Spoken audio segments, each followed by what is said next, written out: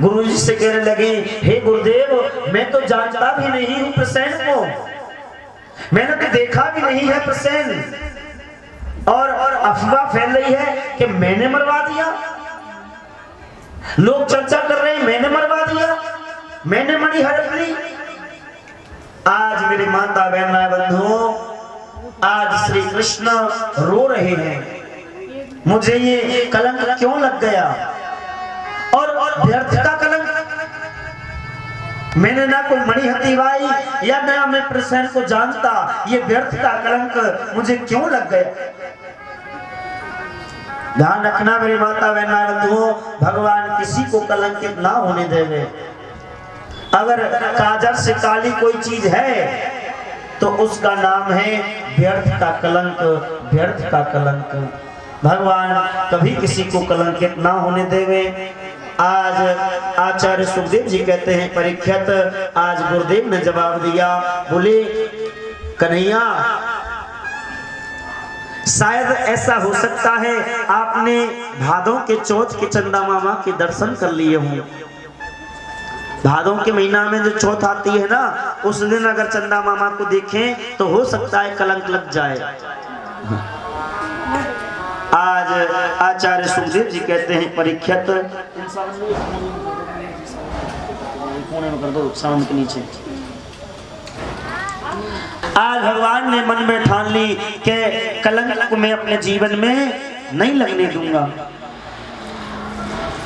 आचार्य सुखदेव जी कहते हैं, आज परीक्षित, भगवान 10-20 लोगों को साथ में लेकर के आज प्रसेन की खोज करने के लिए गए।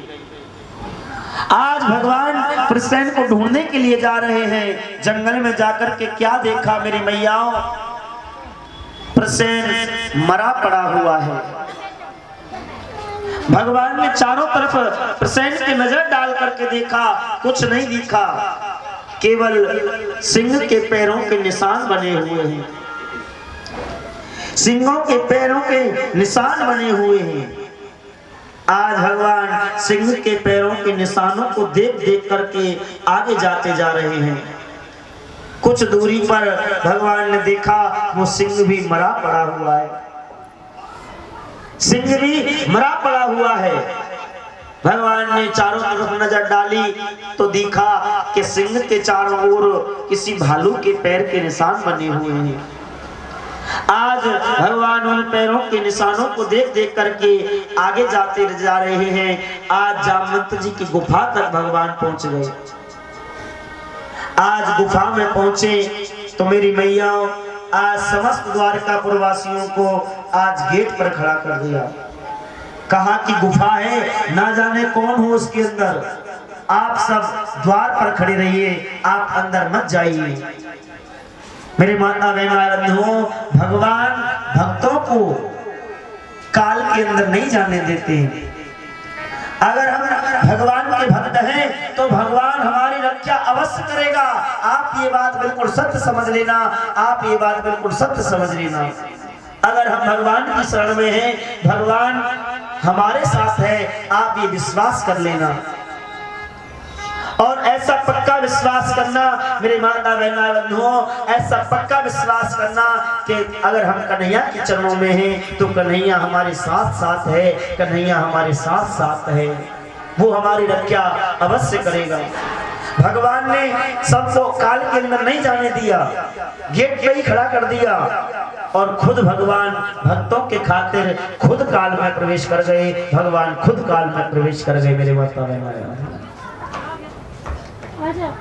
आज आचार्य सुखदेव जी कहते हैं, परीक्षित, आज भगवान जामवंत की गुफा में चले गए। इधर आचार्य सुखदेव जी कहते हैं, परीक्षित, जामवंती के हाथ में भगवान ने मणि देखी, गेंद समझ करके जामवंती खेल रही है। भगवान ने कहा ये मणि हमें दे दो, इस मणि ने हमें कलंकित कर दिया है, ये हमें मणि हमें वापस दे दो। जामवंती ने अपने पिता को बुला लिया। आज जामवंत ने कहा मणि तो देंगे लेकिन पहले हमसे युद्ध करो। आज जामवंत का और द्वारकाधीश का युद्ध हुआ और ये युद्ध एक दिन नहीं, 2 दिन नहीं, 28 दिन तक युद्ध चलता रहा। कितने दिन तक? 28 दिन तक युद्ध चलता रहा मेरे माता बहन भाई बंधुओं। आज भगवान ने जामवंत जी की नस नस ढीली कर दी है, नस नस ढीली कर दी है। जामवंत जी समझ गए, पहचान गए, बस बस बस प्रभु, बस प्रभु, मैं आपको जान गया, मैं आपको पहचान गया। आप तो मेरे प्रभु श्री राम हैं, आप तो मेरे प्रभु श्री राम हैं। बोले भक्त भगवान की जय हो। मेरी मैया, इस कथा का भी, युद्ध का भी कारण था। भगवान का युद्ध मालूम है काहे को हुआ? जामवंत जी से। जब राम तो सब युद्ध कर रहे थे, सब युद्ध कर रहे थे, तो जामवंत जी अकेले खड़े थे, शांत खड़े थे। हनुमान जी ने कहा युद्ध करिए ना, आप युद्ध क्यों नहीं कर रहे? जामवंत जी ने कहा हनुमान मैं किससे युद्ध करूं? अरे युद्ध अपनी टक्कर के योद्धा से किया जाता है, और रावण की सेना में तो मेरी टक्कर का कोई योद्धा ही नहीं है, मैं किससे युद्ध करूं? अब लगा लीजिए जामवंत जी में कितना बल होगा कि रावण की पूरी सेना में उनके जैसा कोई योद्धा नहीं था। कितना बल होगा उनके अंदर। जब भगवान राम जी राजा बन गए तो मेरी मैया, भगवान ने सबको कुछ ना कुछ दिया। भगवान ने सबको कुछ ना कुछ दिया। हनुमान जी ने भी मांगा। अच्छा ये मालूम है हनुमान जी पर चोला क्यों चढ़ाते हैं? हनुमान जी पे हम ये चोला चढ़ाते हैं, क्यों चढ़ाते हैं? एक बार मैया सीता अपनी मांग भर रही थी, बिंदिया लगा रही थी, और उसी समय पर हनुमान जी मैया के पास आ गए। अब मैया ने कहा, मैया को देखा, बोले ये क्या कर रही है मैया? बोले ये मेरे पति की उम्र बढ़ाने के लिए मैं अपनी मांग भर रही हूँ, मांग बढ़ा रही हूँ। हाँ। अब ये बात सुन करके हनुमान जी के मन में ये भाव आया, बोले जब मैया इतने से मैया बहुत सी, तो मैया पहले यहाँ से लेके, नाक से लेके और यहाँ तक मांग भरती थी, पीछे तक। हाँ, ऐसा पहले नियम था। फिर मैया थोड़ी ऊपर आ गई, यहाँ से और यहाँ तक कर गई। अब तो मैया ने झूठे को लगाना बस, हाँ, निशानी के लिए बस। हाँ, बोलो राधे राधे। लेकिन मेरी मैया पहले ऐसा ही नियम था। हाँ, बोलो राधे राधे।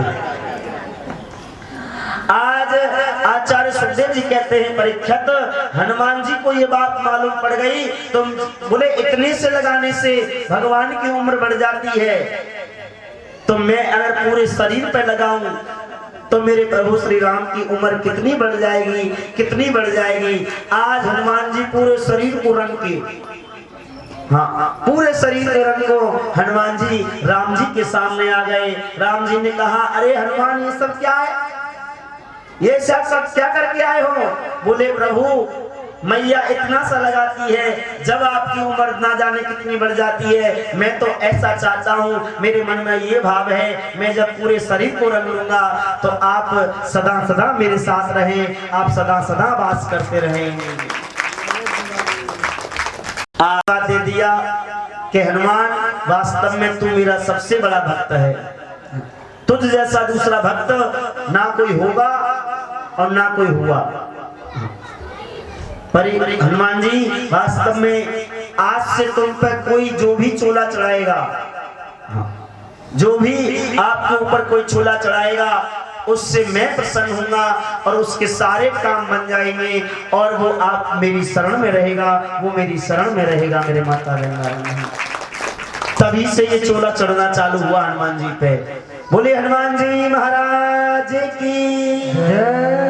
हनुमान जी जैसा ना कोई शक्तिशाली था और ना ही होगा, ऐसा भक्त थे मेरे माता बहन बंधु। आज सबने कुछ ना कुछ राम जी से मांगा, किसी ने भक्ति मांगी, किसी ने शक्ति, किसी ने मुक्ति, किसी ने प्रेम।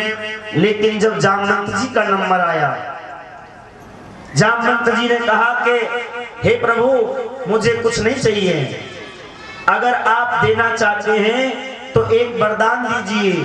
क्या?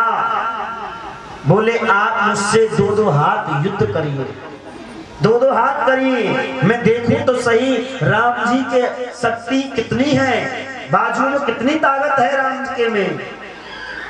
आज भगवान ने कहा अरे जामवंत जी ये तुम क्या मांग रहे हो, ये तुम क्या मांग रहे हो? जामवंत जी देखो ये ठीक नहीं है, ये तो मर्यादा के खिलाफ होगा, क्योंकि सेवक और स्वामी का युद्ध होना ये मर्यादा के खिलाफ होगा, हमारा तुम्हारा युद्ध नहीं हो सकता। लेकिन मेरी माता बहना बंधुओं ये बात बिल्कुल सत्य समझ लेना, भक्त के मन में कैसी भी इच्छा आ जाए, कैसी भी कामना आ जाए, मेरे ठाकुर उस कामना को अवश्य पूरी करते हैं। मेरे माता बहना बंधुओं अवश्य पूरी करते हैं। भक्त भगवान से कुछ भी मांगे, मुक्ति मांगे मुक्ति दे देते हैं, शक्ति मांगे शक्ति दे देते हैं, वैभव मांगे वैभव दे देते हैं, भक्ति मांगे भक्ति दे देते हैं, वैकुंठ मांगे वैकुंठ दे देते हैं। और जो भगवान से कभी कुछ ना मांगे, देखो जो मांगोगे वो तो मिलेगा ही, और जो भगवान से कभी कुछ ना मांगे ये भगवान की आदत है, ये भगवान की प्रतिज्ञा है, उसे तो वो अपने आप को दे देते हैं, उसे तो वो अपने आप को दे देते हैं। ऐसा मेरे ठाकुर का स्वभाव है, ऐसे मेरे कन्हैया का स्वभाव है। मेरे मैया आज जामवंत जी के मन में कामना आ गई, तो आज कहा कि मैं द्वारका में द्वापर में आऊंगा और कृष्ण बनकर के आऊंगा, जब इस इच्छा को मैं आपकी को पूरी करूंगा। आज भगवान का युद्ध हुआ, जामवंत जी समझ गए कि वो तो आप मेरे प्रभु श्री राम हैं, आप तो मेरे प्रभु श्री राम हैं। आज जामवंत जी ने प्रार्थना की कि हे द्वारकाधीश, हे जगतपति परम ब्रह्म परमात्मा, आप मुझे राम रूप में दर्शन दीजिए, आप मुझे राम रूप में दर्शन दीजिए। आज मेरे कन्हैया ने अपनी बांसुरी को हटा लिया और धनुष बाण धारण कर लिए हैं, आज राम रूप में दर्शन दे रहे हैं। बोले रामचंद्र महाराज की